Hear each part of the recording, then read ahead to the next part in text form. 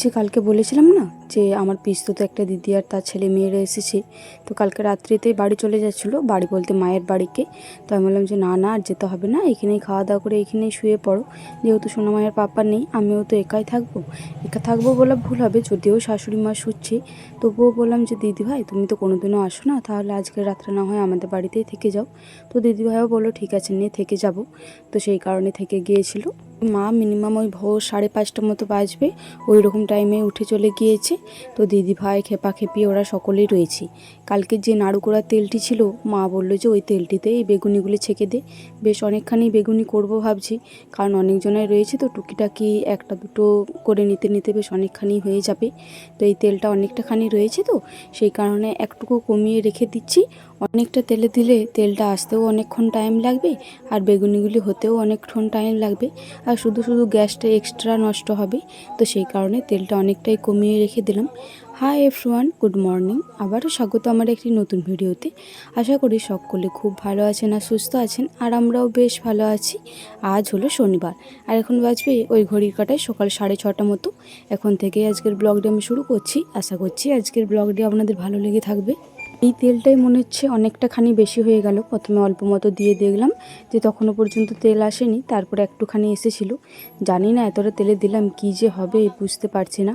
এতটা তেলে না দিলে ভালো হতো, মনে হচ্ছে আর একটুকু যদি তেলটা কমিয়ে দিতাম তাহলে আরোই ভালো হতো। তবে আজকে বেগুনিগুলো অনেকটাই বড় বড়, বেগুনগুলো অনেকটা বড় সাইজের ছিল। তো সেই কারণে ভাবলাম যে তাড়াতাড়ি হয়ে যাবে, কারণ সোনামা উঠে পড়লে ও কান্নাকাটি করবে, তাহলে আর করতেও পাবো না। দিদিভাইও যে করবে, ওইদিকে সোনা পাপাও কান্নাকাটি করে সকালবেলায়। সেই কারণেই হয়তো বলে জানেন তো, যে নাড়া বেলতলাতেই হয়তো একবারেই যায়। প্রথমেই ভাবলাম যে মানে তেলটা একটু কমিয়ে দিই, এই বেশি তেলের জন্য হচ্ছে না, এই পোড়া তেলটার জন্য হচ্ছে বুঝতে পারছি না। আপনারা যদি বুঝে থাকেন একটু কমেন্ট করে জানাবেন তো। আর কি হচ্ছে জানেন তো, এই বেগুনিগুলো একদম নেতে হয়ে যাচ্ছে, যে ক্রিস্পি টাইপটা হয় ওইটা মোটেও হচ্ছে না। যে বেগুনিগুলি ছাকা কমপ্লিট হয়ে গিয়েছিল, তারপরেই সোনামা উঠে পড়েছিল। তো ওকে একটু রেডি আরে করিয়ে দিলাম, তারপরে দিদি ভাইকে সবাইকে মুড়ি আরে দিয়ে ওগুলো ধোয়া মাজা করে পরে আবারও বেগুনি করেছিলাম জানেন তো। কারণ বাবা বলল যে 3টে থেকে 4টে মতো মুড়ি খাবার খাবে খেপি, তাহলে করা আছে।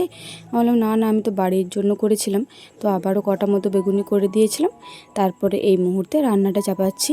তো সোনামাকে একবার মায়ের বাড়ি পাঠিয়েছি, মায়ের বাড়িতেও আজকে কাজ রয়েছে, কারণ মা বলল যে টুকিটাকি ওই নিচে ঠাকুরের তাকগুলো আরে বাগাবে। তো সেই কারণে ভাবলাম যে পাঠাবো না। তবে সোনামা ছাড়েনি জানেন তো, সোনামা জোর জবরদস্তি চলে গিয়েছে, ও মোটেও থাকবে না। কারণ ও এক সকাল আর এক বিকাল ওর মামামের বাড়ি যেয়ে থাকে, তো সেই কারণে বিশেষ করে। আর এখন এই উনুন ধরানোর কী যে জ্বালা হয়েছে, মাকে বলে থাকি যে অল্প পরিমাণে তিলখাড়ি আনবে, তাহলে ধরাতে সুবিধা হয়। মা তো মোটেও আনবে না। ভাতটি চাপিয়েই গিয়েছিলাম আমি সোনামাকে আনার জন্য, এসে পড়েই সোনামা ঘুমিয়ে পড়েছে এই মুহূর্তে। তো এই মুহূর্তে আমার ভাতটাও হয়ে গিয়েছে, ভাতটা ওইদিকে নামিয়ে দিয়েছি। এই যে আজকে পটলে আর বেগুনে ভাজা হবে, আর কচুর ঝাল হবে, আর চচ্চড়ি হবে, আর বিরির ডাল হবে। আর আজকে মা গিয়েছে বাদা, মায়ের বললো আসতে অনেকটাই দেরি হয়ে যাবে। আর সোনামাও এখন কান্নাকাটি করছে, আর সোনা পাপাও কান্নাকাটি করছে। তো এই ছেলে নিয়ে দুইজনে মিলে রান্না করতে গেলে এই সিম্পল তরকারি যথেষ্ট জানেন তো। ওই অনেক মোটা মোটা যদি তরকারি দেওয়া হয়, করতে অনেকখানি লেগে যায়। তো সেই কারণে ঠাকুমাকে বললাম যে আজকে ওই 2টো মতো মোটা তরকারি দাও, আর একটা মতো ডাল, আর এই যে ভাজাভুজি হচ্ছেই তো। তো এই মুহূর্তে সোনামাও উঠে পড়েছে জানেন তো, ওইদিকে দিদিভাই নিয়ে রয়েছে। দিদিভাই বললো যে তুই যা, আমি না হয় এইদিকে বাদে বেগুন আরে ভেজে দিচ্ছি।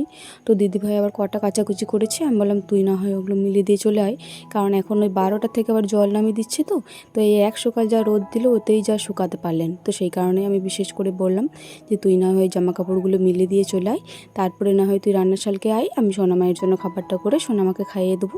এই যে এইদিকে আমার পটল ভাজাগুলিও হয়ে গিয়েছে, এই তেলেতেই একবারই বেগুন ভাজাগুলিও দিয়ে দেবো। আজকে বেগুন ভাজা বেশ অনেকগুলিই দিয়েছে ঠাকুমা জানেন তো। বেগুন ভাজা আর পটল ভাজা যদি গরম গরম না খাওয়া হয়, খুব একটা খেতে বেশ আমার ভালো লাগে না। যদি গরম গরম পাওয়া যায় মাড়ে ভাতের সাথে, তবে খেতে তো অপূর্ব লাগে।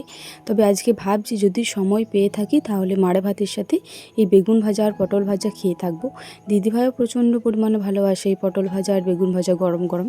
দিদিভাই বলে নয়, আমাদের বাড়ির সকলেই ভীষণই ভালোবাসে। ঢাকা চাপা দিয়ে ভেজে নিই, তাহলে ভিতরটাও সেদ্ধ হয়ে যাবে। তো যাই হোক, এই মুহূর্তে দিদিভাই চলে এসেছে, দিদিভাই এই বাদ বাকি বেগুনগুলো ভেজে নেবে, আমি ওইদিকে যাবো এরপরে সোনামায়ের খাবার করতে।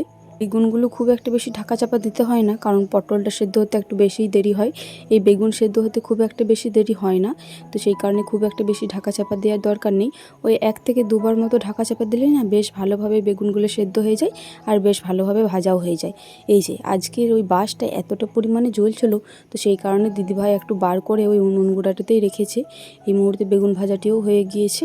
কে আবার সোনা পাপাও কান্নাকাটি আরম্ভ করেছিল, তো দিদিভাই বললো যে বুনু তাহলে কচুর ঝালটা সেদ্ধ করে দিয়ে সোনা পাপাকে একবার ব্রেস্ট ফিডিং করাই, তো সেই কারণে কচুর ঝালটা সেদ্ধ করতে বসিয়ে দিল। যাই হোক, এই মুহূর্তে আমার সোনামাকে খাওয়ানো কমপ্লিট হয়ে গিয়েছে। ওকে খাওয়াতেই মনে হয় আমার মিনিমাম 1 ঘন্টা মতো টাইম লেগে যায়, জানেন তো। ওকে আমি যতক্ষণকে খাওয়াই ততক্ষণকে আমার হয়তো একটা তরকারি হয়ে যাবে, মোটা তরকারি। তো যাই হোক, এই মুহূর্তে কচুর ঝালটা সেদ্ধ তো হয়ে গিয়েছিল, এই মুহূর্তে ছকে নিচ্ছি।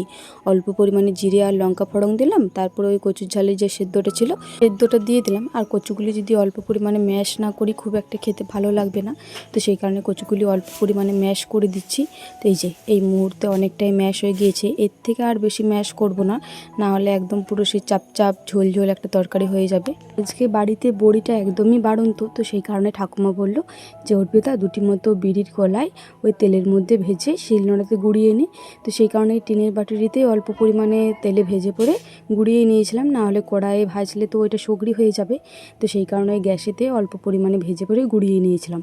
সত্যি কথা বলতে আগে আমি কোনোদিন ওই বিড়ির কলাই দিয়ে কচুর ঝাল করিনি, তবে আজকে করেছিলাম, একদম দুর্দান্ত খেতে লাগছিলো, জানেন তো। আপনারাও একদিন ট্রাই করে দেখবেন, এই বিড়ির কলাই দিয়ে কচুর ঝালটা অপূর্ব লাগবে, সত্যি বলছি।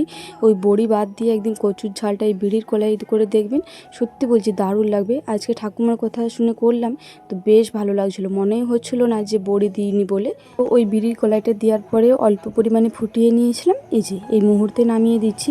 যেহেতু কচুটা আগের থেকেই সেদ্ধ করা ছিল, তো সেই কারণে এই রান্নাটা করতে খুব একটা বেশি দেরি হয়নি, মিনিমাম ওই 4 থেকে 5 মিনিট মতো লেগেছিল। এরপরে চচ্চড়ি, বিড়ির ডাল সব কিছুই করেছিলাম, তবে ওগুলো আর ভিডিও শ্যুট করা হয়নি, সোনামা একটু জ্বালাতন করছিল বলে। তো যাই হোক, চলুন আজকের ভিডিওটা আমার এই পর্যন্তই, আবারও দেখা হবে পরবর্তী কোনো ভিডিওতে। ততক্ষণে সকলে খুব ভালো থাকবেন আর সুস্থ থাকবেন। আর আজকের ভিডিওটি ভালো লেগে থাকলে একটি লাইক, কমেন্ট, শেয়ার আর সাবস্ক্রাইব করে আমার এই ছোট্ট চ্যানেলটির পাশে থাকবেন। আর হ্যাঁ, জানি আজকের ভিডিওটা অনেকটাই ছোট হয়ে গেল।